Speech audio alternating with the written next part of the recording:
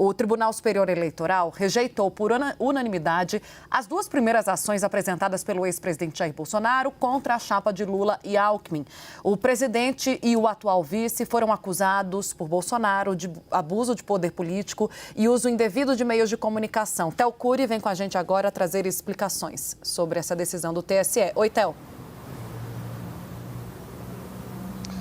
Oi, Tainá, Uribe, boa tarde para vocês, ótima tarde para quem acompanha a gente. Duas ações apresentadas pela defesa de Jair Bolsonaro, que buscava a reeleição enquanto presidente da República no ano passado, contra as candidaturas de Luiz Inácio Lula da Silva e Geraldo Alckmin, a presidente e a vice-presidente. E duas ações foram rejeitadas por unanimidade. Todos os ministros do Tribunal Superior Eleitoral concordaram que não houve nenhum tipo de irregularidade nessas duas ações. A primeira ação tratava de supostas irregularidades envolvendo gastos com impulsionamento de propaganda eleitoral nos sites de busca. A defesa de Bolsonaro disse que houve uma divulgação de anúncio que buscava encobrir e dissimular a verdade dos fatos e que Lula e Alckmin teriam feito uso mercantil dos algoritmos do Google, da plataforma digital, para limitar o alcance de resultados relacionados à corrupção envolvendo tanto Lula quanto Alckmin. Os ministros do TSE, por unanimidade, todos eles concordaram que não houve nenhum tipo de prática abusiva e que os gastos com os anúncios não demonstraram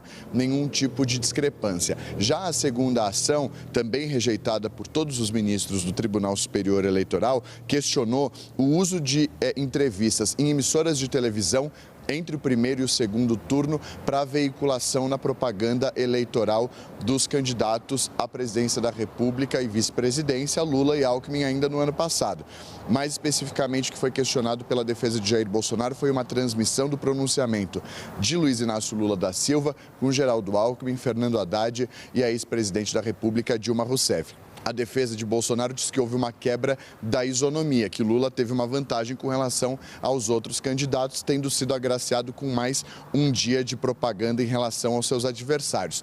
O ministro Benedito Gonçalves, que é o corregedor-geral eleitoral e foi responsável por analisar esse caso como relator, disse o seguinte, que a presença de veículos de comunicação foi uma constante para as duas candidaturas, tanto de Luiz Inácio Lula da Silva quanto de Jair Messias Bolsonaro. Ele foi seguido por todos os outros ministros do Tribunal Superior Eleitoral, que nessas duas ações que foram apresentadas pela defesa de Bolsonaro, acabaram sendo rejeitadas por todos os ministros. Lembrando que o TSE vem julgando uma série de ações de ambos os lados, tanto do lado de Luiz Inácio Lula da Silva e Geraldo Alckmin, quanto de Jair Messias Bolsonaro com relação aos outros dois que agora estão na presidência da República. Nessa semana, o TSE também já rejeitou outras 3 ações que foram apresentadas contra Jair Bolsonaro por utilizar prédios públicos, como, por exemplo, aqui o Palácio do Planalto e o Palácio da Alvorada, para fazer as transmissões ao vivo que ele realizava nas redes sociais dele. O TSE diz que não houve nenhum tipo de irregularidade, porque não foi possível associar o fundo das transmissões ao vivo com o local onde onde Jair Bolsonaro estava. Lembrando que o TSE ainda vai analisar uma ação que pode dar dor de cabeça para o ex-presidente da República e pode piorar a situação jurídica e política dele, que já está inelegível há 8 anos, sem disputar nenhum tipo de cargo público, que é com relação ao uso do desfile do 7 de setembro do ano passado na campanha dele à reeleição à Procuradoria-Geral Eleitoral.